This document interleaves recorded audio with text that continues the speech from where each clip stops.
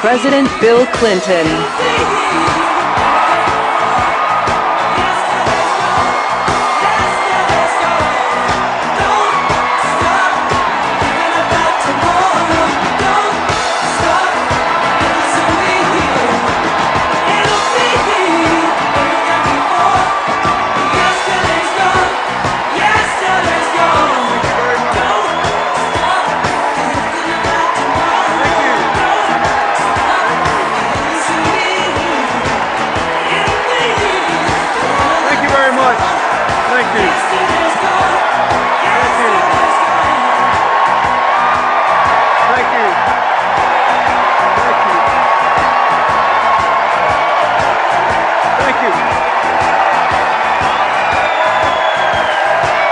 Thank you. Now, Mr. Mayor, fellow Democrats, we are here to nominate a president. And I've got one in mind. I want to nominate a man whose own life has known its fair share of adversity and uncertainty. I want to nominate a man who ran for president to change the course of an already weak economy, and then just 6 weeks before his election saw it suffer the biggest collapse since the Great Depression. A man who stopped the slide into depression and put us on the long road to recovery, knowing all the while that no matter how many jobs that he saved or created, there'd still be millions more waiting, worried about feeding their own kids, trying to keep their hopes alive. I want to nominate a man who's cool on the outside,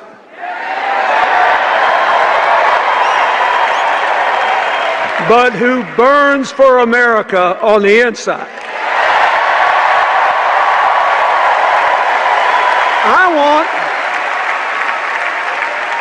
I want a man who believes with no doubt that we can build a new American dream economy driven by innovation and creativity, by education, and yes, by cooperation.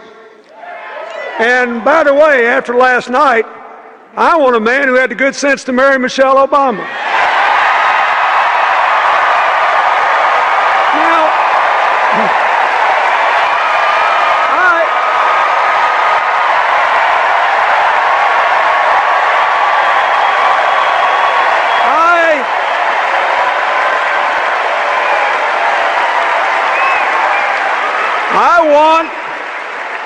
I want Barack Obama to be the next president of the United States. And I proudly nominate him to be the standard bearer of the Democratic Party. Now, folks, in Tampa a few days ago, we heard a lot of talk about how the president and the Democrats don't really believe in free enterprise and individual initiative, how we want everybody to be dependent on the government, how bad we are for the economy. This Republican narrative, its alternative universe, says that every one of us in this room who amounts to anything, we're all completely self-made. One of the greatest chairmen the Democratic Party ever had, Bob Strauss, used to say that every politician wants every voter to believe he was born in a log cabin he built himself. But, as Strauss then admitted, it ain't so. We Democrats, we think the country works better with a strong middle class, with real opportunities for poor folks to work their way into it, with a relentless focus on the future, with business and government actually working together to promote growth and broadly shared prosperity. You see, we believe that we're all in this together is a far better philosophy than you're on your own.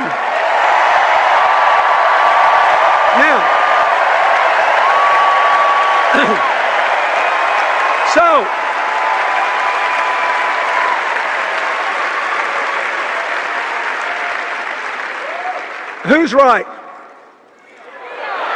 Well, since 1961, for 52 years now, the Republicans have held the White House 28 years, the Democrats 24. In those 52 years, our private economy has produced 66 million private sector jobs. So what's the job score? Republicans, 24 million, Democrats, 42.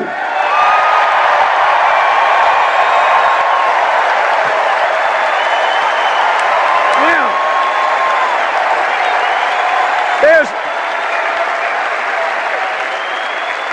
there's a reason for this. It turns out that advancing equal opportunity and economic empowerment is both morally right and good economics. Why? Because poverty, discrimination, and ignorance restrict growth. When you stifle human potential, when you don't invest in new ideas, it doesn't just cut off the people who are affected, it hurts us all. We know that investments in education and infrastructure and scientific and technological research increase growth. They increase good jobs and they create new wealth for all the rest of us. Now, there's something I've noticed lately, you probably have too, and it's this. Maybe just because I grew up in a different time, but though I often disagree with Republicans, I actually never learned to hate them the way the far right that now controls their party seems to hate our president and a lot of other Democrats.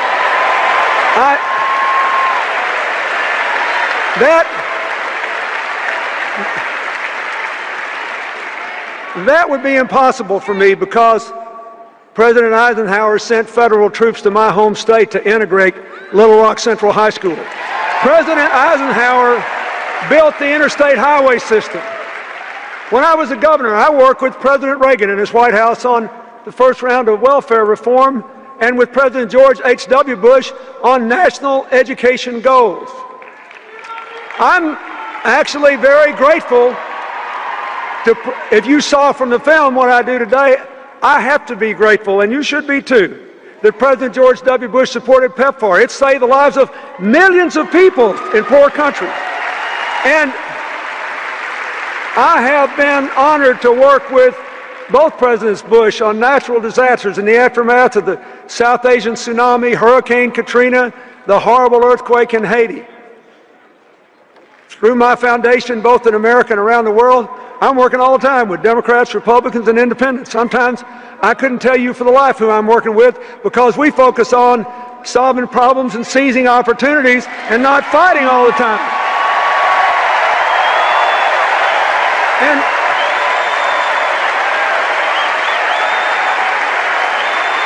so here's what I want to say to you.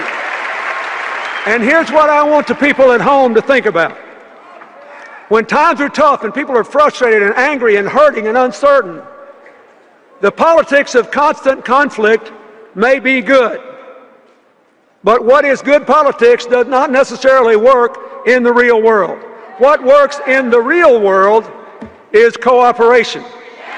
What works in the real world is cooperation. Business and government, foundations and universities. Ask the mayors who are here.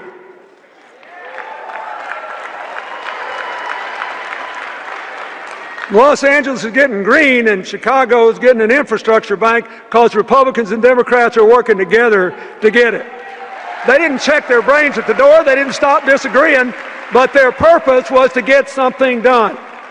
Now, why is this true? Why does cooperation work better than constant conflict? Because nobody's right all the time, and a broken clock is right twice a day. And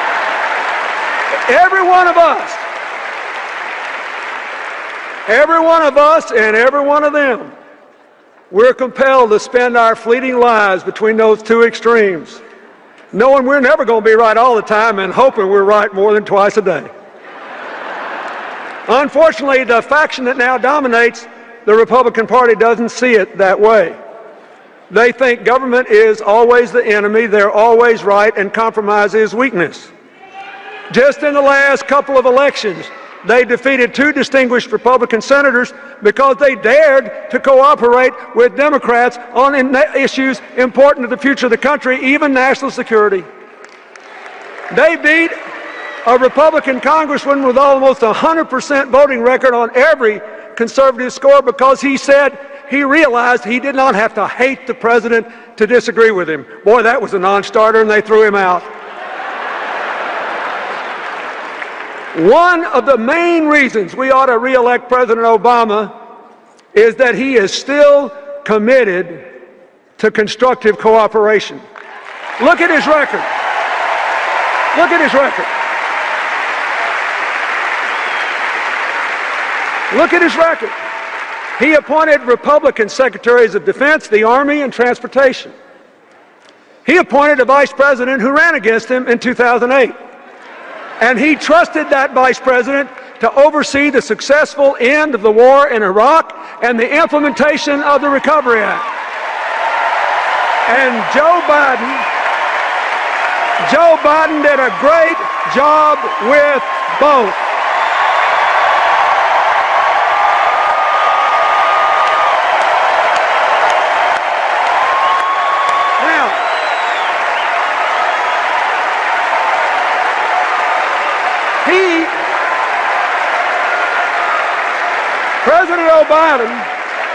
President Obama appointed several members of his cabinet even though they supported Hillary in the primary.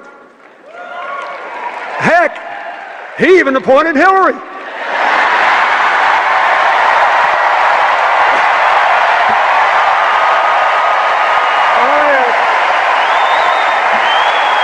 Now, wait a minute.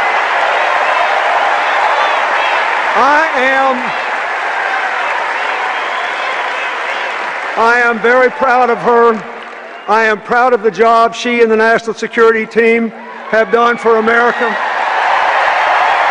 I am grateful that they have worked together to make us safer and stronger, to build a world with more partners and fewer enemies. I'm grateful for the relationship of respect and partnership she and the President have enjoyed, and the signal that sends to the rest of the world that democracy does not have to be a blood sport. It can be an honorable enterprise that advances the public interest.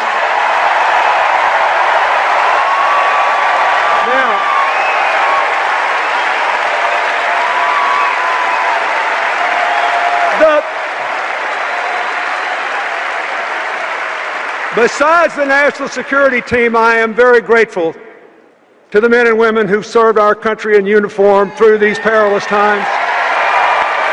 And I am especially grateful to Michelle Obama and to Joe Biden for supporting those military families while their loved ones were overseas. And for supporting our veterans when they came home. When they come home bearing the wounds of war or needing help to find education or jobs or housing. President Obama's whole record on national security is a tribute to his strength, to his judgment, and to his preference for inclusion and partnership over partisanship. We need more of it in Washington, D.C.